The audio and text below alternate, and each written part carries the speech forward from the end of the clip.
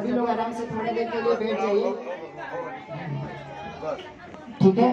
और थोड़ा ओम का गुंजन करेंगे, क्योंकि हमारा मन जो चिड़चिड़ापन हो जाता है ना, उसकी थोड़ी हम शांति करेंगे, ठीक है। तो आप सभी लोग थोड़ा सा मौन करके थोड़ा ओम का गुंजन कर लीजिए। ओम का सब लोग गुंजन करेंगे। कैसे करना है?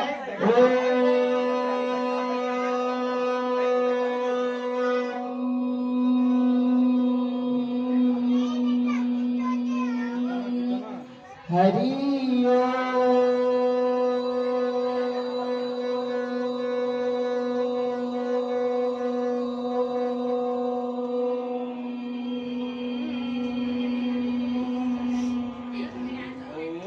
हरि ओम।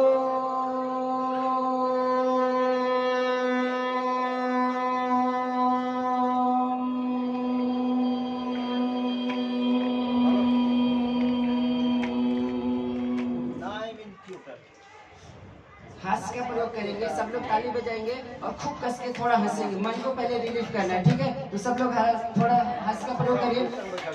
हरि ओम, हरि ओम।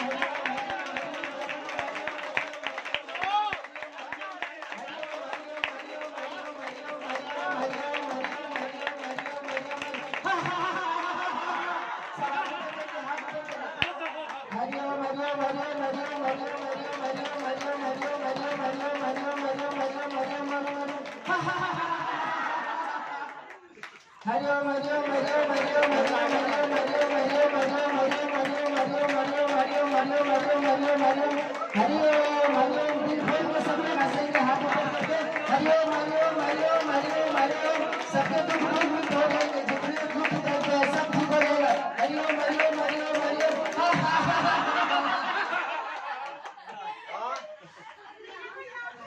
ठीक है। तो ओम नमो भगवते वासुदेवाय। ओम नमो भगवते वासुदेवाय।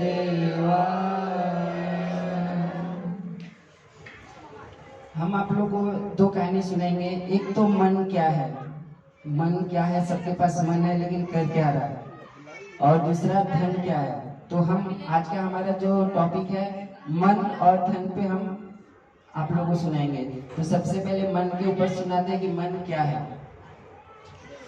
मन, अगर आदमी के पास मन कैसा रहता है कि कोई काम के लिए आदमी निर्णय लेता है। जैसे समुद्र है ना, समुद्र के अंदर अगर हम नाव को छोड़ देंगे तो नाव क्या होती है, किधर भी जाएगा, किसी भी दिशा में वो नाव जा सकती है।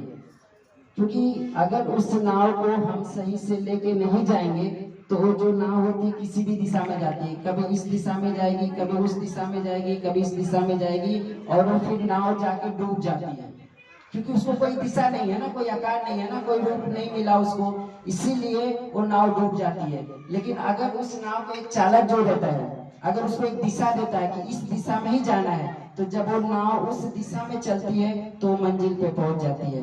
तो हमारे मन में दिन भर में बहुत सारे विचार उत्पन्न होते हैं, लेकिन वो जो विचार होते हैं वो कभी भी मजबूत नहीं होते। क्योंकि आज अभी थोड़ी देर में विचार उत्पन्न हुआ, फिर थोड़ी देर में मिट गया, फिर विचार हुआ, फिर अगर आप जो भी निर्णय लेते हैं, जो भी संकल्प करते हैं, उसको अपने अच्छे से मन से संकल्प करेंगे कि हाँ मुझे ये जो लक्ष्य है मुझे पाना है, और उसे पाके ही रहेंगे। अभी क्या है, आदमी सोचते कि मुझे भी ये काम है, 4 दिन के बाद वो काम भूल जाते हैं। मन में लक्ष्य नहीं रहता है। जब तक आपका मन का लक्ष्य कंप्लीट नहीं होगा तब तक आपका मन भटकता रहेगा। कभी इस दिशा में जाएंगे, कभी इस दिशा में जाएंगे, कभी इस दिशा में जाएंगे। इसलिए कोई भी जिंदगी में कोई भी काम है उसको एक लक्ष्य लेके ही चलना है, तभी आप सफल हो सकते हैं। जो जिंदगी में आपको सफलता पानी है।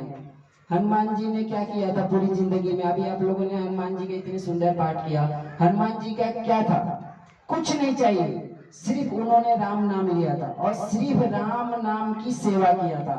और राम नाम की सेवा करके ही उन्होंने इस जगत में जो कुछ चाहिए सब पाया है। एक तरह से आप देखो तो राम जी से ज्यादा लोग हनुमान जी की पूजा करते हैं। करते कि नहीं करते? आप लोग सब बोलिए, करते कि नहीं? क्यों करते हैं? क्योंकि सेवक बने। अगर हम जब सेवक बनेंगे ना तभी हमारा कल्याण होगा। जब तक हम सेवक नहीं बनेंगे हमारा कल्याण नहीं होने वाला। तो हमें क्या करना है? सेवक बनना है। सेवक बनेंगे तो इस जीवन में जो चाहे हम पा सकते हैं। तो इससे पहले सेवक, पहले पूजना पड़ेगा तभी पुजाना पड़ेगा। तो पहले आप पूजा करिए। जिस तरह हनुमान जी ने पूरी लाइफ में सिर्फ राम जी की सेवा की थी और इतनी सेवा की, इतनी सेवा की, आज सारी दुनिया देख लो हनुमान जी की सेवा कर रही है। कर रही कि नहीं कर रही है? तो इसीलिए बोलते हैं कि आप लोग भी चाहे घर में हो, चाहे दुकान पे हो या समाज में हो, कहीं भी हो, सच्चे दिल से, मन से, अच्छे से आप लोगों को सभी को सेवा करनी है। ठीक है? अब भगवान का नाम जो होता है, अब बहुत सारे लोग समाज में बोलते हैं कि हमारे पास टाइम नहीं, भगवान का नाम कैसे लेंगे? जबकि भगवान का नाम आप कभी भी ले सकते हो। किचन में खाना बनाते समय आप भगवान का नाम ले सकते हो। रास्ते में चलते हुए भगवान का नाम ले सकते हो। सोते हुए भी भगवान का नाम ले सकते हो। चलते हुए, खाते पीते, हर जगह आपको भगवान का नाम लेना है। क्योंकि भगवान का नाम लेने के लिए आपके पास समय नहीं है। इसीलिए ना तुलसीदास जी ने इतनी अच्छी लाइन बोल दी है कि कलयुग में केवल नाम है हमारा। इसलिए आपको इस कलयुग में सिर्फ भगवान का नाम ही लेना है। भगवान का नाम जितना आप लेंगे उतना आपका फलित होगा। आप इस संसार में कितने लोगों ने कितनी अच्छी मेडिक्लेम निकाल के रखी, कितने लोगों ने कितना अच्छा पॉलिसी निकाल के रखी है, कितने लोगों ने कितने अपने बेटे बेटी को राजी किया होगा, लेकिन ये कोई भी साथ नहीं आता है। जब मुसीबत की घड़ी, जब परेशानी की कमी आती है, कोई साथ नहीं देता है। हॉस्पिटल के अंदर जो आईसीयू होता है वो हमारे कर्मों का फल मिलता है। वहाँ पे वो नरक है। उस नरक से आपको पता चल जाएगा इस संसार में हमने जो भी कर्म किया है यही भोगने जाना है। वो कभी भी खत्म नहीं होता। जो भी इस संसार में आप पाप करते हो, पुण्य करते हो, उस सब का फल आपको यहीं पे मिलता है। और यहाँ पे अगर कुछ बच गया तो दूसरा जन्म होगा, उस समय आपको मिलेगा। इसलिए अपनी तरफ से अपने जीवन में हो सके जितना अच्छा हो सके दूसरों की सेवा करिए, माता पिता की सेवा करिए। क्योंकि माँ बाप की सेवा ही सबसे बड़ी सेवा है। पहले तो संसार में किसी को जानते नहीं है, माँ बाप को जानते हैं। और माँ बाप की अगर आप सेवा करते हैं तो सबकी सेवा होगी। उदाहरण के लिए बहुत सारे, गणेश जी ने माता पिता की सेवा किया था, श्रवण जी ने माता पिता की सेवा किया था, पंडरी जो अभी हम लोग महाराष्ट्र में जो पंढरपुर में जाते हैं, जो पंडरी का नाम जो हम लोग जपते हैं, उन्होंने भी अपनी माता पिता की सेवा की थी। उनको माता पिता की सेवा करने से उनको इतनी बड़ी शक्ति भक्ति मिल गई कि भगवान साक्षात विठल भगवान प्रकट हो गए उनके सामने और बोले कि दर्शन देने के लिए। लेकिन फिर भी जो पंडित जी ने थी उनका दर्शन नहीं किए, पहले माता पिता की सेवा की। माता पिता की सेवा करने के बाद ही उन्होंने भगवान का दर्शन किया। तो आप इस समाज में रहते हैं, जैसे भी हो, हमेशा एक दूसरे की सेवा का भाव रखना चाहिए। सेवा, हम सोचते हैं कि हम दूसरे की सेवा कर रहे हैं, हम सोचते हैं दूसरे की सेवा नहीं। इस संसार में कोई दूसरे की सेवा नहीं करता है। जो भी कुछ आदमी काम करता है ना, सब अपने लिए करता है। अगर हम खेत में गेहूं के दाने छींट देते हैं ना, तो गेहूं के दाने जब हम खेत में छींटते हैं तो 10-20 दाने छींट देंगे, तो हमको 10-20 दाना ही वापस मिलता है क्या? नहीं ना। तो जितना हम खेत में छींटेंगे उससे ज्यादा होकर हमको मिलता है, वो हमारे घर लाने का ही प्रयोग है। तो इस समाज में हम जो भी कुछ करते हैं वो सब घूम फिर के हमारे ऊपर आता है। इसलिए जितना हो सके इस संसार में पुण्य का काम करना चाहिए। अभी एक कहानी सुनाने जा रहा हूँ कि एक जो सेठ जी थे, एक जगह कथा चल रही थी, बहुत बढ़िया प्रवचन जमा हुआ था। वहाँ पे नेताजी आ गए। अब जब नेताजी आए तो जैसे ही नेताजी वहां पे आए और नेताजी के आते ही वहां पे एक लाइन चल रही थी। लाइन क्या चल रही?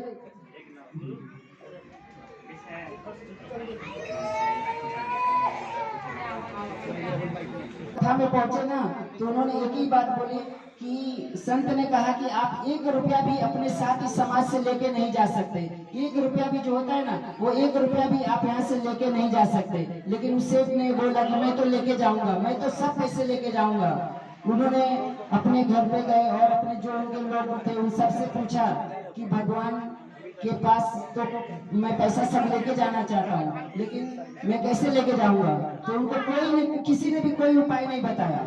फिर कुछ दिन के बाद वो फिर उस महात्मा के पास गए और महात्मा से बोले कि मैंने इतने करोड़ों रुपए की जायदाद बनाई है, इतनी पैसे कमाई है, अगर मैं इसको लेके जा ही नहीं सकता तो ये मेरे पैसे किस काम के।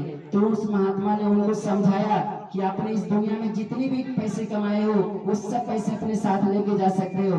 तो महात्मा जी ने उनको उपाय बताया कि मानो इस देश से अगर आपको विदेश में जाना होता है तो यहाँ का पैसा अमेरिका में नहीं चलता है, उस पैसे को चेंज करना पड़ता है। उसी तरह दुबई जाना हो तो भी इस पैसे को वहाँ पे चेंज करना पड़ता है। उसी तरह इस संसार में जितना भी हमने पैसा कमाया है उस पैसे को जब तक हम सेवा में नहीं लगाएंगे, पुण्य में कन्वर्ट नहीं करेंगे, तब तक वो सारे पैसे हमारे साथ नहीं जा सकते। क्योंकि वो पैसा अगर दान करेंगे, पूजा करेंगे, पाठ करेंगे, हवन करेंगे, भोजन कराएंगे, गरीबों की सेवा करेंगे, अनाथों की दान करेंगे, तो ये सारा चीज हमारे साथ पुण्य बन के जा सकता है। अगर हम पुण्य नहीं कमाएंगे तो 1 रुपया भी हमारे साथ नहीं जाएगा और सब यहाँ पे रहेगा। वैष्णो देवी एक बस जा रही थी, उसमें 40 लोग बैठे थे, 10 लोग बस जब पलटी ना तो 10 लोग मर गए, 10 लोग के हाथ पैर टूट गया और 10 लोगों का खरोच आया था और जो 10 लोग थे ना वो एकदम बच गए, उनको कुछ भी नहीं हुआ। तो एक महात्मा से पूछा गया कि इस बस की घटना ऐसे कैसे है। तो उन्होंने बोला कि जिसके पास पुण्य था वो सब बच गए और जिसके पुण्य नहीं था वो जल्दी से चले गए। तो हम आज के सत्संग की कहानी से यही आपको सिखाएंगे कि जितना हो सके पुण्य अर्जित करिए। ठीक है, हरिओम। चलिए फिर से एक बार हरिओम हरिओम हरिओम हरिओम हरिओम हरिओम हरिओम हरिओम हरिओम हरिओम हरिओम हरिओम हरिओम। ओम शांति शांति शांति। चलिए सब लोग खड़े हो जाइए, आरती कर लीजिए। हेलो हेलो हेलो चलो पारे चालू करा। हेलो हेलो अरे मुंह हो अरे उड़ने हो जाए। हेलो पेट वाला में नहीं सही है। अरे कोई ना मारा